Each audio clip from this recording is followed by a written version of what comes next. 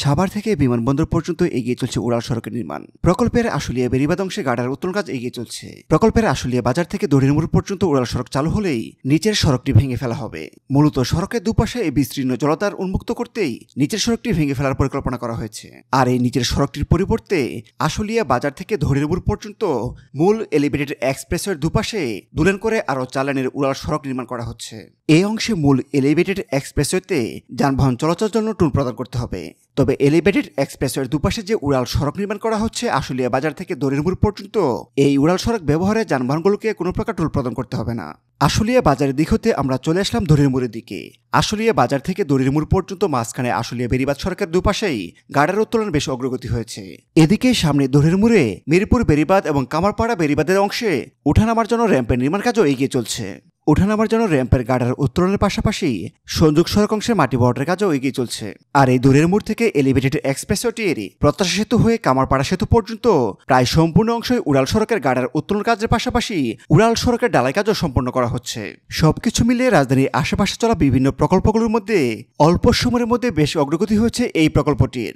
এই প্রকল্পটি বিমানবন্দর থেকে শুরু হয়ে আবদুল্লাপুর আশুলিয়া বাজার হয়ে সাভার ইপিজেড পর্যন্ত দৈর্ঘ্য হল 24 কিলোমিটার। তবে উড়াল সড়কটি বিমানবন্দর অংশে যুক্ত হবে ঢাকার প্রথম উড়াল সড়ক ঢাকা এলিভেটেড এক্সপ্রেসওয়ের সঙ্গে।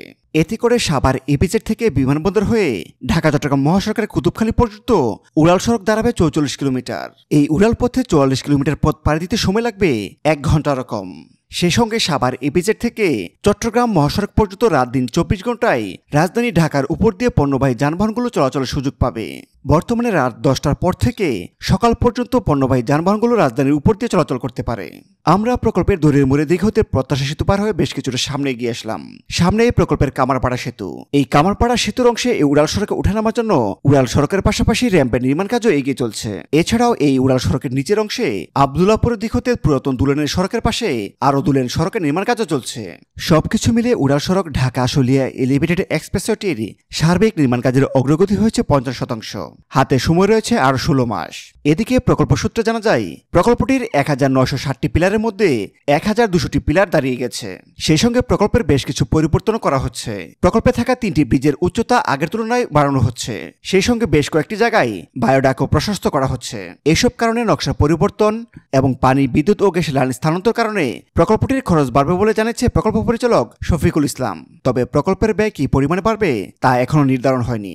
তবে প্রকল্পের সর্বশেষ সংশোধনীতে এই প্রকল্পটি বাস্তবায়নে ব্যয় ধরা হয়েছিল 17,535 কোটি টাকা, যার মধ্যে চীনের এক্সিম ব্যাংক G2G পদ্ধতিতে এই প্রকল্পে বিনিয়োগ করবে 10,950 কোটি টাকা, আর বাকি টাকা ব্যয় করবে বাংলাদেশ সরকার তার নিজস্ব তহবিল থেকে। এদিকে প্রকল্পের ব্যয় বাড়লে সেই টাকা বাংলাদেশ সরকারকে বহন করতে হবে। এইসব কারণে নির্ধারিত সময়ে কাজ শেষ করা নিয়ে অনিশ্চয়তা দেখা দিলেও প্রকল্প পরিচালক জানিয়েছেন নির্ধারিত সময়ের মধ্যে তারা কাজ শেষ করবেন। সুপ্রিয় দর্শক, এই ছিল রাজধানী ঢাকার দ্বিতীয় উড়াল সড়ক ঢাকা আশুলিয়া এলিভেটেড এক্সপ্রেসওয়েটির আশুলিয়া বাজার থেকে কামারপাড়া পর্যন্ত নির্মাণ কাজের অগ্রগতির বিস্তারিত নিয়ে আমাদের আজকের আয়োজন। ভিডিওটি শেষ পর্যন্ত দেখার জন্য আপনাকে অসংখ্য ধন্যবাদ।